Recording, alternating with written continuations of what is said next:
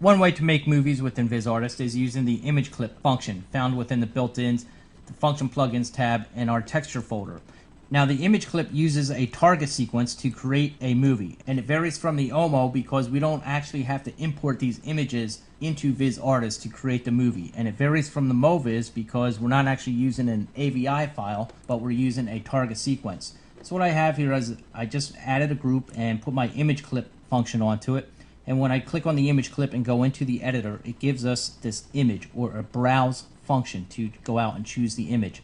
So when I click on the browse function, I'm going to come right in here and I have an image sequence already created, and you see that it's a targa sequence. So what I'm going to do is click on the first image and hit OK. When I do that, you notice in the upper right here where it is creating or saving to file these images. So once I have my images here in the render window, I have an option here for play mode, and we have it set to once by default. So I'm going to reinitialize this, and again, every time we hit reinitialize, you can see up in the upper right here that it's saved. And once I did that, you can see how it played through that image sequence. So I can hit play again, and now it plays through this image sequence. Now one thing to be careful with the image clip is that you're dealing with external images. So you're dealing with network connections and network speed. Now I didn't render this image clip out at a very high resolution. You can see how it's very small, and if I increase the scaling of this, how it loses resolution. So this is a thing that you'll take into account with performance, network speed, and variables like that when using the image clip. Now we also have this option here for optimize. It's on quality by default. We can change this to memory. Once we change it to memory, this MIP maps also becomes active, and we can turn that on. And every time we make a change like this, and see that it resaves it up in the upper right window. If you hit play, it will play these changes. Now with the memory enabled, what it did is actually playing this clip from memory, and the quality degrades a little bit using that. So we'll change it back to quality. And again, once we changed it, it reinitializes that and takes it back to what it was. We also have a play mode here. It's set to once by default. We can change this to loop. I change it to loop. Again, it's going to reinitialize, and now it just keeps looping every time we have this.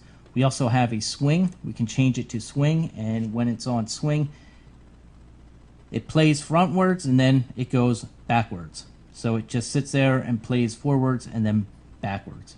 Now if we change this to animation, what becomes active is the animation position.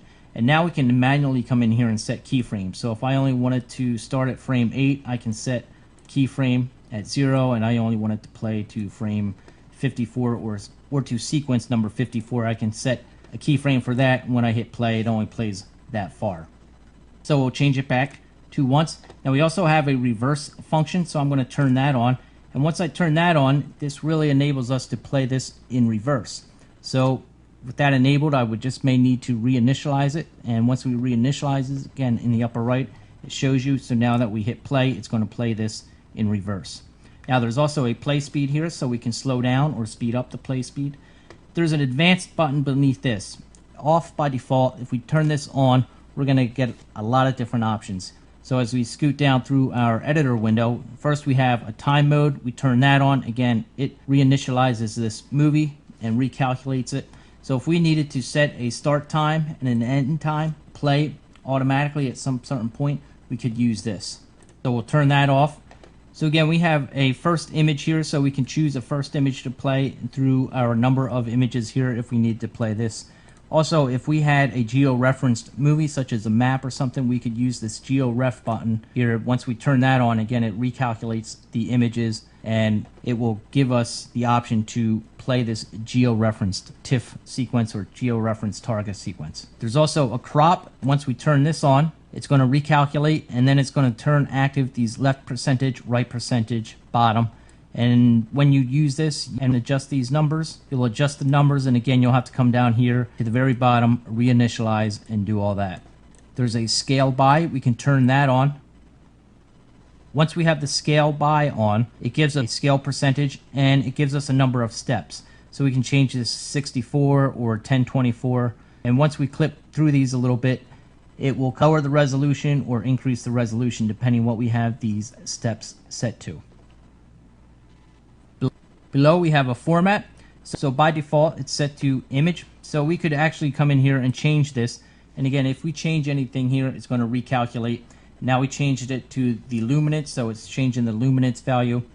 We could also change it to alpha, RGBA, key on black, I alpha, or RGB. So once we click this or change it, we just may need to reinitialize it, and then we can hit play again and it would play. Since we have it on alpha and we don't have an alpha channel attached to our targa sequence, we don't have anything. If we change it to luminance, it's going to recalculate automatically, and once it's done reinitializing it, we hit play. Now the image is black and white. So go back to image again, and it changed it back to the RGB or the regular image. We also have an option here for blend images. We can turn that on. When it's done recalculating, we have this option for dissolve speed. So we can say slow, fast, faster, or fastest. We'll change it to fast, and when we come down here, you can automatically see how it adjusted the image sequence down here. We reinitialize. Once we hit play, it's going to kind of dissolve between these images. So we can play here, and now you can see how it's dissolving in between each individual image. There's also a mapping section down here. So by default, set to vertex. We can change it to linear or reflect. And if we needed to go back into our image editor here, we could scale these images down or up or reposition them how we needed them.